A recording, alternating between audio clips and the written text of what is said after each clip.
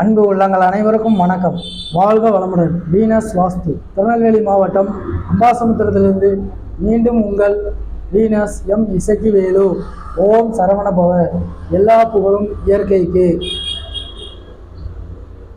மனைவி பெயரில் வாகனங்கள் எடுத்துக்கலாம். இப்போ காரு, லாரி, பைக்கு, இதே போல் வாகனங்கள் மனைவி பெயரில் வாங்கலாமா வாங்கக்கூடாதா? இது ஒரு முக்கியமான, நான் என்னுடைய அனலைசிஸில் ரொம்ப நாளைக்கு அப்புறம் இந்த விஷயத்தை நான் உங்களுக்கு தெரியப்படுத்துகிறேன். இது ஒரு முக்கியமான பதிவு. அதை பார்க்குறதுக்கு முன்னால் ஒரு சின்ன அப்டேட் என்னன்னு பார்த்தீங்கன்னா, வீனஸ் டெம்பிள் டூரிசம் அப்படின்னு சொல்லிட்டு ஒரு புதிய பாதையில் நான் அடியெடுத்து வச்சுருக்கேன். அது என்ன மாற்றம், அந்த மாற்றமும் ஏற்றமும் வர காரணம் யார், அது என்ன நடந்தது என் வாழ்க்கையில் அப்படின்னு பார்த்தீங்கன்னா, நான் ரொம்ப நாளாக இந்த கோவில் பயணங்கள் அப்படின்னு சொல்லிட்டு எல்லா கோவிலுக்கும் போகிறது வழக்கம். ஆனால் கோவில் பற்றின விஷயங்கள் நான் இதுவரை என்னுடைய வீடியோக்களில் நான் ஷேர் பண்ணதில்லை. 1-2 கோவில்கள் சொல்லியிருக்கேன். ஆனாலும் கூட முக்கியமான என்னுடைய வாழ்க்கையை புரட்டி போட்ட சில கோவில்களை பற்றி நம்ம பேசணும் இல்லையா? மாற்றத்தையும் ஏற்றத்தையும் எல்லாருக்குமே ஒவ்வொரு கோயில்கள் கொடுக்கும். அந்த வகையில் என்னுடைய வாழ்க்கையில் நான் இந்த டெம்பிள் டூரிசம் ஆரம்பிக்க காரணம், திடீர்னு ஒரு மாற்றம் அப்படிங்கிறதுக்கு காரணத்தை நான் சொல்லணும்னு நினைக்கிறேன். அது என்னன்னு பார்த்தீங்கன்னா, நான் வசிக்கக்கூடிய திருநெல்வேலி மாவட்டத்தில் இப்போ தூத்துக்குடி மாவட்டம் சொல்கிறாங்க. அப்போது திருநெல்வேலி மாவட்டமாக இருந்து இப்போ தூத்துக்குடி மாவட்டத்தில் இருக்கக்கூடிய மணக்கரை ஊரில் மலை பார்வதி கோவில் தான். மலையும் மலை மேல் இருக்கக்கூடிய பார்வதி தாயாரும் தான் என்னுடைய வாழ்க்கையை ஒரு சிறிய மாற்றம் இல்லை, அது ஒரு பெரிய மாற்றம். அதை சொன்னால் புரியாது, அதை அனுபவித்து பார்த்தா தான் புரியும். அப்போ அந்த கோவில்கள், அப்புறம் இந்த பௌர்ணமி பயணம், எங்களுடைய ஆண்டாள் பக்தர்கள் பேரவை சார்பாக திருப்பூர், நாமக்கல், சேலம் எல்லா பக்கத்தில் இருந்தோம். அதை ஒரு டெம்பிளை நோக்கி நம்ம பயணத்தை பண்ணணும். பௌர்ணமியை நோக்கி. பௌர்ணமி என்ன விசேஷம்னு பார்த்தீங்கன்னா, திருச்செந்தூர் கடற்கரை தான் விசேஷம். அப்போ அதையும் நோக்கி நம்ம இணைத்து இந்த மலைப்பார்வதி தாயார் வணங்கி நம்ம திருச்செந்தூர் போகிறத வழக்கமாக வச்சுருக்கோம். அந்த வகையில் முதல் மாதம் அப்படிங்கிறது ஒரு வைகாசி விசாக பௌர்ணமியை மிக சீரும் சிறப்புமாக நடத்தி முடித்தோம். அதை பற்றின ஒரு சிறப்பு தொகுப்பை நான் உங்களுக்கு அடுத்த வீடியோவில் கொடுக்குறேன். இன்று நாம் பார்க்கக்கூடிய ஒரு அற்புதமான விஷயந்தான். ஏன்னா எல்லாருமே சில விஷயங்களை மக்கள் மறந்துட்டு போயிருந்தாங்க. அப்போ நான் இந்த டெம்பிள் டூரிசம் ஆரம்பித்த காரணம் இந்த மலைப்பார்வதி தாயார் தான். இது முக்கியமான காரணம். நான் அந்த மலைப்பார்வதி தாயாரை பற்றி வரும் நாட்களில் மிக பிரம்மாண்டமான கருத்துக்களோடும் உங்கள்கிட்ட ஷேர் பண்ணுறேன். வாங்க பார்ப்போம். இப்போ வாங்கணும் ஒரு வீடை இப்போ நம்ம கட்டுறோம். இப்போ ஒரு மனை வாங்க போகிறோம், ஒரு நிலம் வாங்க போகிறோம், ஒரு விவசாய நிலம் வாங்குகிறோம், ஒரு அக்ரிகல்ச்சர், ஒரு பிஸ்னஸ் ஏரியா, ஒரு கடை வாங்குகிறோம், ஒரு கம்பெனி வாங்குகிறோம். அந்த கம்பெனிகள்லாம் நீங்கள் யார் பேர்லனாலும் வாங்கிக்கோங்க. இப்போ மனைவி பேரில், சில இடங்களில் நான் 2 பேர் பேர்லேயும் சேர்த்தே வாங்கிக்கோங்கன்னு சொல்லியிருக்கேன். இதுதான் என்னுடைய வழக்கம். நான் சொல்லக்கூடிய ஒரு விஷயம் இதுதான். மனை வாங்கினாலும் சரி 2 பேர் பேர்லேயும் சேர்ந்து வாங்கிக்கோங்க. இப்போ ஒரு கம்பெனி ஆரம்பிக்கிறீங்க அப்படின்னா முடிந்தவரை 2 பேரும் சேர்ந்து வர மாதிரி வச்சுக்கோங்க. வைக்க முடியாத இடத்துல உங்களுடைய மனைவி பேரில் வச்சுக்கலாம். இது தவறு இல்லைன்னு சொல்லியிருக்கேன். ஆனால் வாகனம் மட்டும், இப்போ வாகனம், பைக்கு, கார், நீங்கள் இப்போ ரீசெண்டாக என்னுடைய நண்பர் கூட என்னுடைய மனைவி பேரில் தான் நான் புதிய வாகனத்தை ரிஜிஸ்டர் பண்ணியிருக்கேன் அப்படின்னு சொன்னார்.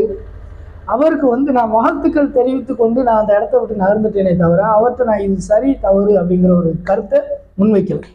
ஆனால் இன்று என்னுடைய யூடியூப் வாஸ்து தகவல்கள் பார்க்குறீங்க அப்படின்னா இந்த விஷயத்தை நீங்கள் மறக்காதீங்க. என்னென்னா, ஒரு வீட்டில் வாகனம் நிறுத்தவே கூடாது. ஒன்று, வாகனம் நிறுத்தும் இடம் இருந்தாலும் கூட அந்த வாகனம் ஒரு இடத்துல நிற்குமா அப்படின்னா இருக்காது. அது வெளியில் போயிட்டு வரக்கூடிய ஒரு விஷயமா பார்க்கணும். 2வது பார்த்தீங்கன்னா, நிறைய இன்சிடென்ட்ஸ், ஒரு வாகனம் ஒரு ஒரு விபத்துக்குள்ளாகுதுன்னு வைங்க. அந்த இன்சிடென்ட்ஸ் கூட அது யாரை பாதிக்குது அப்படின்னா அது பெண்களை தான் பாதிக்கும். சும்மா சொல்ல முடியாது இல்லையா? இப்போ மனைவி பேரில், பெண்கள் பேரில் ஏன் வாகனங்களை வாங்கக்கூடாது அப்படிங்க? பெண் தான் எல்லாமே. மனைவியும் தான் எல்லாமே சொல்கிறோமே தவிர wife is happy life is happy. அப்போ அந்த ஹாப்பி வந்து 1% கூட குறையக்கூடாது. நீங்கள் ஒய்ஃபை கூட்டிகிட்டு காரில் போங்க, எங்கே வேணாலும் சுற்றுங்க, அதெல்லாம் தவறு கிடையாது. ஆனால் அந்த கார் சில இடங்களில் பார்த்தீங்கன்னா அது ரோட்டில் நிற்குது, அது கண்ட கண்ட இடங்களில் அதை சில நேரங்களில் நிறுத்த வேண்டிய சூழ்நிலை ஆயிடுது. அப்போ அந்த காரினுடைய ரிஜிஸ்டர், அந்த காரினுடைய பெயர், அந்த கார் யார் பேரில் இருக்குதோ அந்த அவங்களையும் அது வந்து கொஞ்சம் லைட்டாக இம்பேக்டுக்குரிய ஒரு விஷயமா. இதை இதுவரை யாருமே இந்த யூடியூப் வீடியோவில் நான் சொல்லி பார்க்கல. தயவு செய்து வீனஸ் அப்படின்னாலே வந்து நான் சொல்லக்கூடிய விஷயங்களும் சரி, நான் எடுத்துகிட்டு போகிற அந்த வாஸ்து பார்வையும் சரி, என்னுடைய அனலைசிஸும் சரி, யாரும் சொல்லுவாங்களா அப்படிங்கிறது என்னுடைய பார்வையிலேருந்து நான் பார்க்கல. ஆனால் வீனஸ் வாஸ்து பார்க்குறீங்கன்னா இந்த நொடி உங்கள் வாழ்க்கையில் மாற்றம் உண்டாகும். இதுதான் நிச்சயமான உண்மை. ஏன்னா நான் மட்டும் திறமைசாலி, நான் புத்திசாலிலாம் சொல்ல வரல. ஆனால் என்னுடைய கருத்து அப்படிங்கிறது வந்து மிக மிக ஒரு வித்தியாசமான அணுகுமுறையாக தான் இருக்குமே தவிர, நீங்கள் வேணால் உதாரணத்துக்கு யார்கிட்டயா போய் கார் யார் பேரில் வாங்கலான்னு கேளுங்க, உடனே சொல்லக்கூடியது அவங்க வந்து மனைவி பேரில் வாங்கலாம்.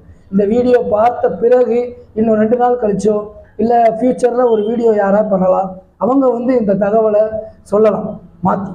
ஆனால் இது முதல் பதிவாக நான் வந்து உங்களுக்கு தெரியப்படுத்துகிறேன். நான் இது வரைக்கும் எந்த வீடியோலையும் நான் பார்க்கல, யார் இந்த தகவலை சொல்லி நான் கேட்கல. என்னுடைய முழுமையான ஒரு அனலைசிஸ் மூலமாக நான் இந்த தகவலை சொல்கிறேன். அப்போ ஏன் சார் கார் வந்து மனைவி பேரில் வாங்கக்கூடாது, பெண்கள் பேரில் வாங்கக்கூடாது அப்படிங்கிறதுக்கு முக்கியமான ரீசன்ஸ் வந்து வேணும். அதை வந்து நீங்கள் புரிஞ்சுக்கணும்.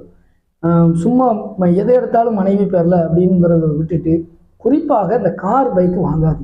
இப்போ நான் ரீசெண்டாக நிறைய ஒரு பெண்ணினுடைய ஒரு மிகப்பெரிய ஒரு ஒரு நிலையை நான் வந்து அவங்க கஷ்டப்படுறத பார்க்குறதுனால தான் அப்போ இந்த வாஸ்துவுக்கும் இதுக்கும் என்ன தொடர்பு அப்படிங்கிறத நான் அனலைஸ் பண்ணி வெகு நாட்களாக இதை வந்து நான் ரிசர்ச் பண்ணி இந்த விஷயத்தை நான் உங்களுக்கு ஷேர் பண்ணுறேன்.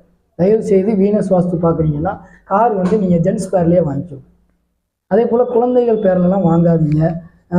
அவங்களுடைய அப்பா, உங்களுடைய தாத்தா, உங்களுடைய சித்தப்பா, பெரியப்பா உங்கள் பெயரில் வாங்கிக்கோங்க. இது தவறு கிடையாது. எவ்வளோ விஷயம் இருக்குது பார்த்தீங்களா? நீங்கள் கொஞ்சம் சிந்திச்சு பாருங்கள். சிந்தித்து பார்த்தால் இந்த விஷயம் மிக மிக ஒரு முக்கியமான ஒரு தகவலாக இருக்கும்னு நான் நம்புகிறேன்.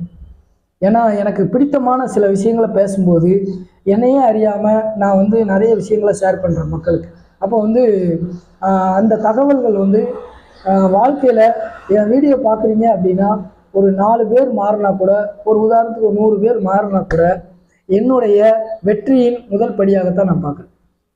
ஏன்னா நம்ம ஒரு விஷயம் சொல்கிறோம், நல்ல விஷயத்த சொல்கிறோம், அந்த நல்ல விஷயம் மக்களுக்கு போய் ரீச் ஆகணும். அந்த ரீச் ஆகுறதுல எத்தனை பேர் அதை எடுத்துகிட்டு போகிறாங்க அப்படிங்கிறது தான் ஒரு மனிதனின் கண்டுபிடிப்புக்கும் சரி, அவனுடைய வெற்றிக்கும் சரி முக்கிய காரணமாக இருக்குது. அதனால் இந்த வாஸ்துவில் வந்து நிறைய விஷயங்கள் இருக்குது.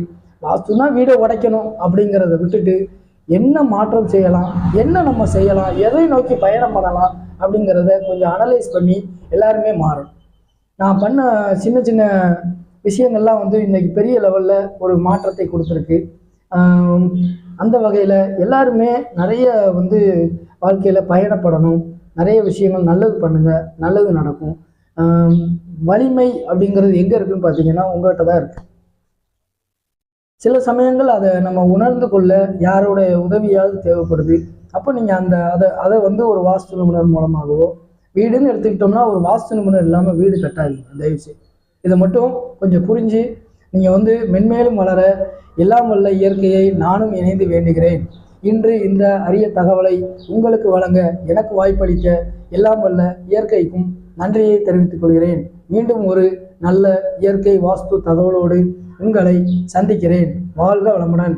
நன்றி, வணக்கம்.